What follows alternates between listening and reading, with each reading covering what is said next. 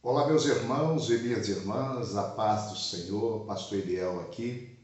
É um prazer muito grande estar com vocês nesse domingo maravilhoso, domingo da Páscoa, o domingo da ressurreição. Esse dia é dia de esperança, esse dia é dia de vitória, dia de celebração, mesmo vivendo o tempo que estamos vivendo, tempos de desafios, tempos de incertezas, diante dessa pandemia que tem assolado todo o mundo, inclusive a nossa nação brasileira, o nosso estado do Espírito Santo.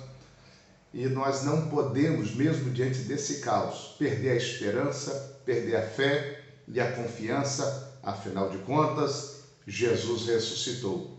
E se Ele ressuscitou e Ele está vivo e vive para sempre, nós temos esperança em nossos corações. Conforme Paulo falou em Romanos capítulo 12, versículo 12, alegrai-vos na esperança, sejam pacientes na tribulação e perseverai na oração. Nesse tempo, precisamos nutrir a esperança dentro de nós e, ao mesmo tempo, sermos pacientes. Quando eu falo de paciência, eu gosto da palavra do salmista, quando ele diz: espera no Senhor e anima-te, espera, pois, no Senhor.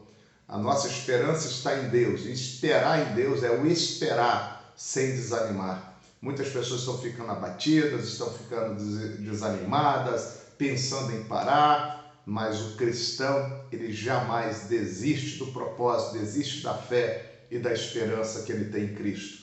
Então persevera em oração, seja aquele crente que nutre a esperança dentro de você e seja paciente nesse tempo de tribulação. E eu quero, na manhã deste domingo, refletir com vocês até um texto que eu mandei na lista de transmissão para toda a igreja, hoje, logo de manhã, meditando na palavra de Deus. Acordei bem cedinho, acordei lá para as 4:30 da madrugada, fiz o meu devocional, li a palavra, li alguns livros que eu trabalho meu desenvolvimento pessoal. Estou lendo um livro muito interessante, que é Os 4 Compromissos, livro muito interessante mesmo. Tem alguns princípios. Qualquer literatura você deve ler tudo, leia tudo, mas tenha uma análise crítica. Não abra mão dos absolutos da palavra e segura aquilo que de fato pode edificar e fortalecer a sua vida, pode gerar um resultado melhor para você. Então, logo cedo eu me dediquei, foquei ali no estudo da palavra de Deus. E esta palavra do domingo da ressurreição, ela veio para o meu coração, ela me trouxe aquele ânimo que o crente precisa ter, né? Sempre. Aquele ânimo que o crente precisa nutrir sempre. E quando eu li esta palavra, eu lembrei daquele hino clássico da harpa cristã.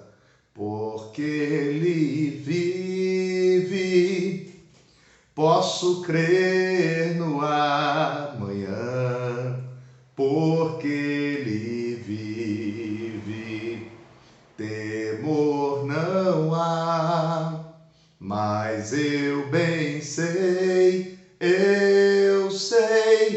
que minha vida está nas mãos do meu Jesus, que vivo está. Esse hino falou forte comigo. Então, se Ele está vivo, eu posso crer no amanhã. Ele está vivo, a razão de viver e viver vida abundante, meu irmão, minha irmã. E o texto que falou comigo nessa madrugada é o texto de Mateus 28, versículo 5 e o versículo 6. Diz assim a palavra: mas o anjo respondendo disse às mulheres: não tenhais medo, pois eu sei que buscai a Jesus, que foi crucificado. Ele não está aqui, porque já ressuscitou. Como tinha dito, vinde e vede o lugar onde o Senhor jazia. E depois, imediatamente, e dizei aos seus discípulos que já ressuscitou dos mortos. E eis que ele vai adiante de vós para a Galiléia. Ali o vereis, eis que eu vô-lo tenho dito. Tinha sido um final de semana cheio de angústia, de tristeza para todos os seguidores de Jesus. Pense você, meu irmão, minha irmã, uma geração que andou 3 anos com Jesus, caminhou com ele todos os dias, foram instruídos por ele, ensinados por ele, ministrados por ele, presenciaram os maiores milagres, sinais que Jesus já havia realizado. Eles presenciaram Jesus multiplicando os pães, presenciaram Jesus levantando os paralíticos, abrindo os olhos dos cegos, presenciaram Jesus libertando os oprimidos do diabo. E andar com Jesus não existe algo melhor ou maior. Jesus é aquele que traz esperança para o desesperançado. Nunca ninguém havia antes tocado o coração do homem como Jesus havia tocado. E durante 3 anos, não só presenciaram os milagres, mas foram ensinados, receberam a mensagem de Jesus.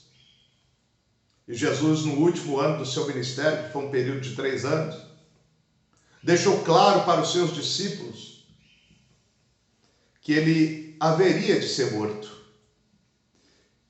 E falando numa linguagem simbólica, ele diz que se o grão for plantado na terra e não morrer, ele não gera frutos, mas se ele morrer, ele dá muitos frutos, aplicando acerca da sua morte. Porque era necessário que ele morresse, era necessário que ele fosse entregue, para que houvesse a liberdade da humanidade em relação ao pecado. Isaías declarou que o castigo que nos traz a paz estava sobre ele, e pelas suas pisaduras nós seríamos sarados. Não haveria redenção se não houvesse morte. Não há remissão dos pecados se não houvesse morte, se não houvesse derramamento de sangue. O resgate da alma do homem deveria ser pago. E o salmista diz que todos os recursos do mundo seriam esgotados pelo resgate da alma. E é por isso que Pedro declara que nós não fomos comprados com ouro, com prata ou alguma outra coisa preciosa. Nós fomos comprados pelo precioso sangue de Jesus Cristo. Então Jesus, no 3º ano do seu ministério, ele deixou claro aos discípulos que ele haveria de morrer. Mas também falou para eles que ele haveria de ressuscitar. E por que os discípulos não conseguiram atentar para a promessa da ressurreição? Mesmo Jesus lhes alertando, mesmo Jesus lhes falando. Queridos, quando a fornalha da aflição, do sofrimento aquece, em muitos contextos nós esquecemos daquilo que Deus é, daquilo que Deus fez e daquilo que Deus falou. Todos eles foram tomados de surpresa, todos eles foram pegos de surpresa quando Jesus no Getsêmani foi traído por Judas, preso pelos soldados romanos e começou a sua via crucis, a sua paixão, a sua dor, a sua humilhação e o seu sofrimento. Queridos, quando Jesus foi preso, humilhado, esbofeteado, seus discípulos não queriam aceitar ou acreditar naquele processo. Os discípulos jamais esperariam que Jesus fosse passar o processo da humilhação, aquele processo de dor. Se o seu líder, se o seu mestre, o seu Senhor passou por aquele processo, imagine eles, o que seria da vida deles. Então, naquele calor da luta, da humilhação de Cristo, da paixão de Cristo, do sofrimento de Jesus e eles acompanharam tudo, mesmo à distância. Viram Jesus ser esbofeteado, viram Jesus ser chicoteado, viram Jesus ser crucificado.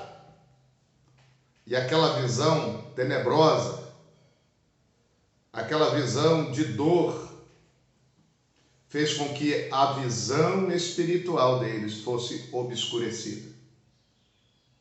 E eles esqueceram que Jesus havia dito que ressuscitaria.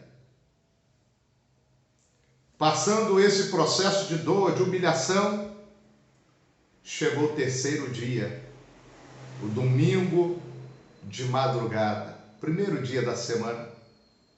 Algumas mulheres, dentre elas Maria, decidiram ir ao sepulcro para ver o corpo de Jesus e perfumar o seu corpo.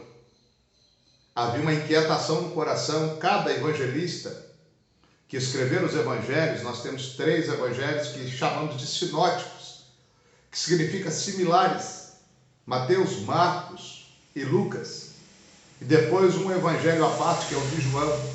Todos eles falam da ressurreição de Jesus, cada um dentro de uma perspectiva. Um dos evangelistas disse que elas estavam preocupadas quando chegassem lá, no local do sepulcro, quem iria remover a pedra? Porque havia uma pedra muito grande da porta do sepulcro. A pedido dos judeus religiosos, os romanos colocaram aquela pedra, colocaram guardas para vigiar o sepulcro, para que não houvesse o mito da ressurreição, porque eles lembraram, os ímpios lembraram que Jesus tinha dito que ressuscitaria. E aí orientaram para que colocasse guarda, protegesse a sepultura, para que os discípulos não roubassem o corpo de Jesus de lá. As mulheres ficaram preocupadas, quem vai remover a pedra? O interessante é que quando você experimenta o poder da ressurreição, tem um encontro com Cristo ressurreto, as suas inquietações, as suas preocupações são cuidadas por Ele. Tanto é que quando as mulheres chegaram lá no sepulcro, a pedra já estava removida. O que preocupava elas não estava mais lá.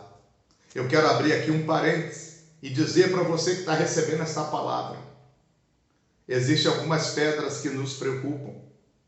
Existem algumas pedras que nós não somos capazes de remover. Tal como a pedra que estava no sepulcro de Jesus, que foi removida pelo poder, pela manifestação da autoridade dos céus. A pedra que está no seu caminho, na sua vida, será removida pela manifestação do poder, da glória, do eterno e do Cristo vivo. Se você crê nisso, recebe essa palavra dizendo amém. Cristo, Ele cuida de todos os anseios da nossa vida, da nossa alma e do nosso coração.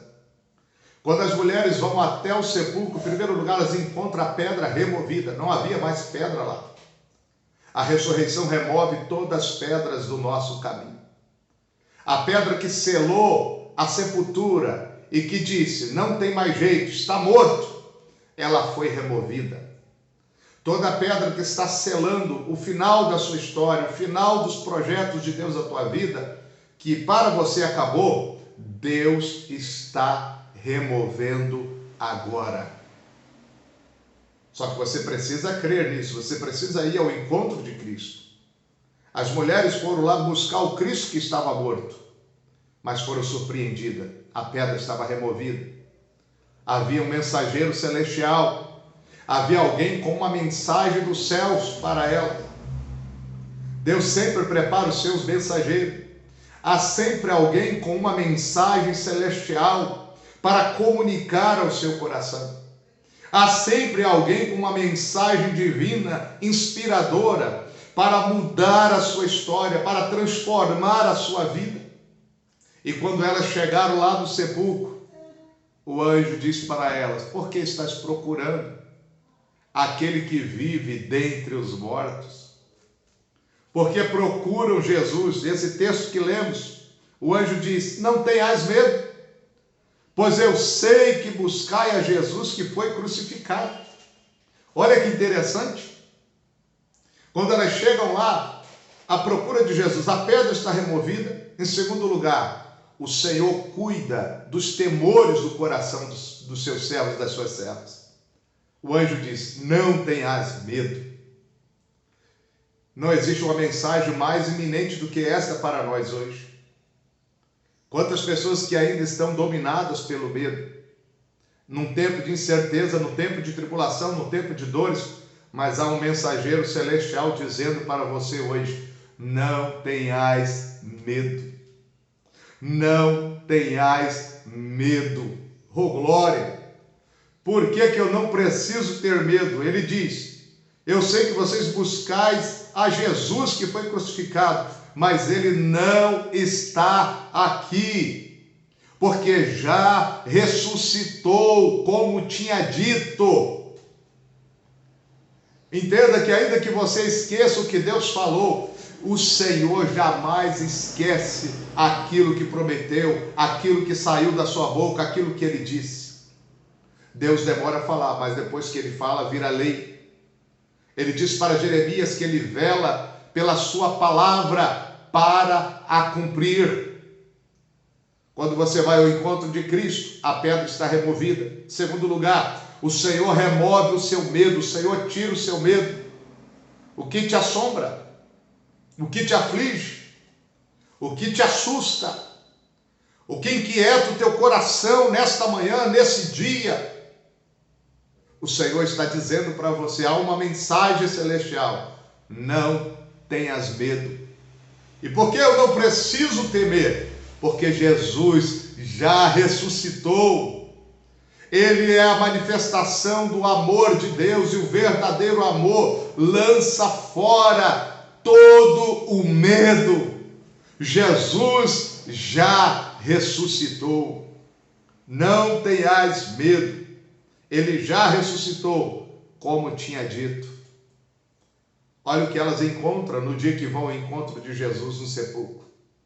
Encontram a pedra removida, encontram o mensageiro celestial, encontram uma mensagem celestial.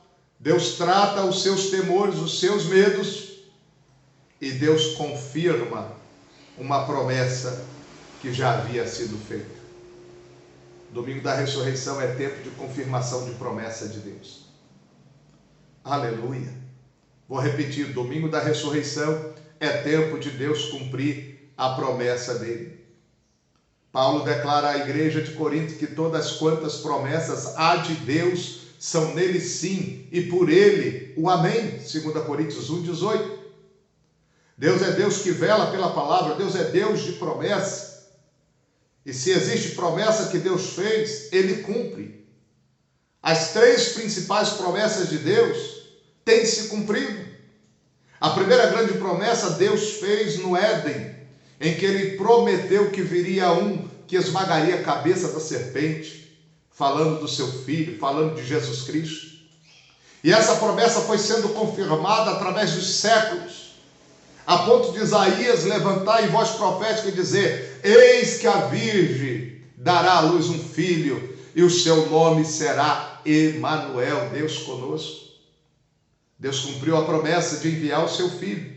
O verbo se fez carne e habitou entre nós. Em Lucas capítulo 2, os anjos louvaram no céu e apareceram para os pastores na vigília da noite, dizendo: Hosana, glória a Deus nas alturas. Nasceu hoje na cidade de Belém Jesus, o Salvador, o Filho de Davi. Deus cumpriu a promessa de enviar o seu filho unigênito, para que todo aquele que nele crê não pereça, mas tenha vida eterna. Deus prometeu enviar o seu Espírito, e ele cumpriu essa promessa no dia de Pentecostes, derramando o Espírito Santo sobre a igreja ali presente, e sobre todos aqueles que confessam Jesus Cristo como Senhor. Há uma terceira grande promessa de Deus, que é a vinda em glória do seu Filho, que será precedida pelo arrebatamento da igreja.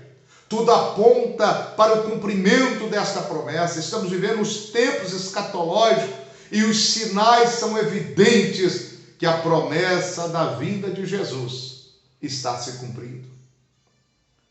Domingo da ressurreição nos faz lembrar que a ressurreição é cumprimento da palavra que Cristo falou.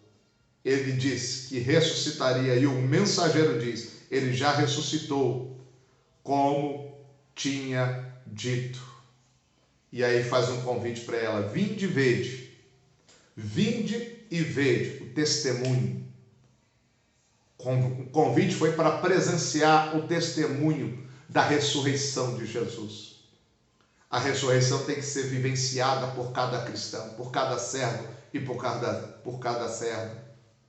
Você precisa presenciar com os seus olhos, não apenas ouvir do mensageiro, mas testemunhar no seu espírito que ele está vivo. Após ver que o túmulo estava vazio, elas são intimadas a comunicar esta mensagem a todos os outros discípulos e a dizerem para todos que ele estava ressuscitado dentre os mortos e que elas lá na frente iriam encontrar com Jesus. Ah, queridos, eu e você somos intimados nesse domingo da ressurreição a continuar experienciando o poder do Cristo vivo. E ao ser impactado por essa experiência, comunicar para o mundo, para toda criatura, que há esperança, que há vida, que há solução, que há condições de viver uma vida vitoriosa, porque Cristo já ressuscitou. Essa mensagem dada a essas mulheres também é dada a nós. Ide adiante, falai com seus irmãos, falai com os outros discípulos, e depois ele encontrará vocês. Em breve, Jesus nos encontrará.